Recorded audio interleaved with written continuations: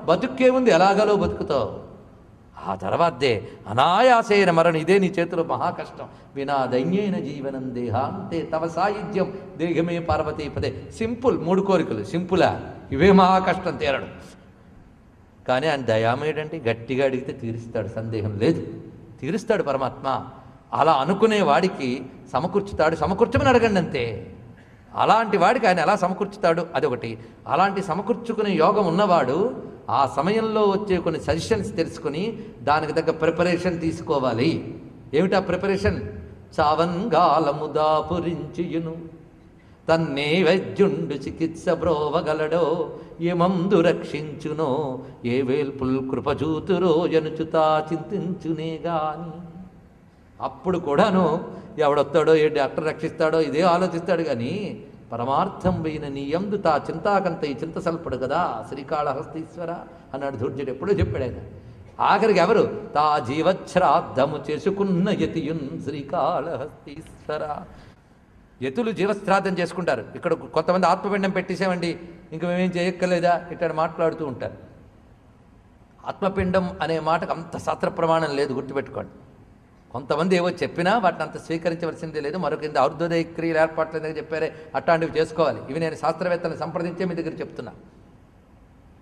అట్లాంటి ప్రశస్త విషయాలు వేరు, వాటి సందర్భాలు వేరు. అదేవిధంగా ఇందాక వచ్చింది కనుక సందర్భం, బదరీలో పెడితే ఇక్కడ అబ్దికాలు, బదరిలో పెట్టినా మళ్ళీ నువ్వు ఇక్కడికి వచ్చేవి గనక పెట్టాలి, ఇది గుర్తుపెట్టుకోండి. ఆ వైరాగ్యంతో అక్కడే ఉంటే పెట్టినా పెట్టకపోయినా పర్వాలేదు, ఇక్కడికి వస్తే పెట్టాలి. అదేవిధంగా ఇక్కడ వాడు జీవశ్రాద్ధం పెట్టేసేట యతి, కానీ చచ్చేటప్పుడు మాత్రం ఇది భయం. అది పెట్టుకున్నాకైనా ఈ ఆలోచన రావద్దండి. కనుక అప్పుడైనా సరే ఇంకా అయిపోయింది. దానికి కొన్ని సజెషన్స్ ఉన్నాయి, వాటి శాస్త్రం చాలా చెప్పింది. అందులో ఒక సజెషన్ ఏంటంటే ప్రాణఘోషస్య చ అశ్రుతిం అన్నాడు. ఇక్కడ ప్రాణఘోష వినబడదు అన్నాడు. ఇది ఒక విశేషమైన వాక్యం. చెవులు గట్టిగా మూసుకుంటే లోపల మనకు తెలియకుండా ఘోష వినబడుతుంది. ఆ ఘోష వినబడ్డం మానివేస్తే దగ్గరికి వచ్చింది అర్థంట. 6 నెలలు ఉంటే ఎలాంటి సూచనలు ఉంటాయి, 3 నెలలు ఉంటే ఎలా సూచనలు ఉంటాయి, 15 రోజులు ఉంటే ఎలా సూచనలు ఉంటాయి, వారం ఉంటే ఎలా సూచనలు ఉంటాయో కూడా శాస్త్రంలో ఉంది.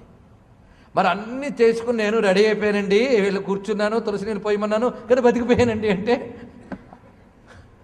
పాపం. ఒకడు ఆయన అన్నాడు, మా నాన్నగారు అలా స్థితిలో ఉన్నారని చెప్పారు, వెళ్ళాను, వెళ్ళి బతికిపోయాడండి, మళ్ళీ వచ్చాను, ఇలా ఎన్ని మార్లు వెళ్తున్నాను వస్తూ ఉన్నానండి, మాటికి ఎప్పుడు పోడు అన్నాడు. ఇది ఉంటుంది. నిజంగా ఆ పరిస్థితి కల్పిస్తాం పిల్లలకి, తెలుసా? ఎప్పుడూ పోడే అని విసిగిపోయేటంతవరకు బతకడం కూడా బాధాకరమే. గుర్తుపెట్టుకోండి, ఇది ఎంత దుర్భరం తెలుసా జీవితం. నేను వెళ్ళొచ్చానండి కానీ పోయి వాళ్ళు పోలేదండి అనేవాళ్ళని నేను చూశాను. ఆఖరికి వీడు వెళ్లకుండా ఉన్నప్పుడు వాళ్ళు పోయి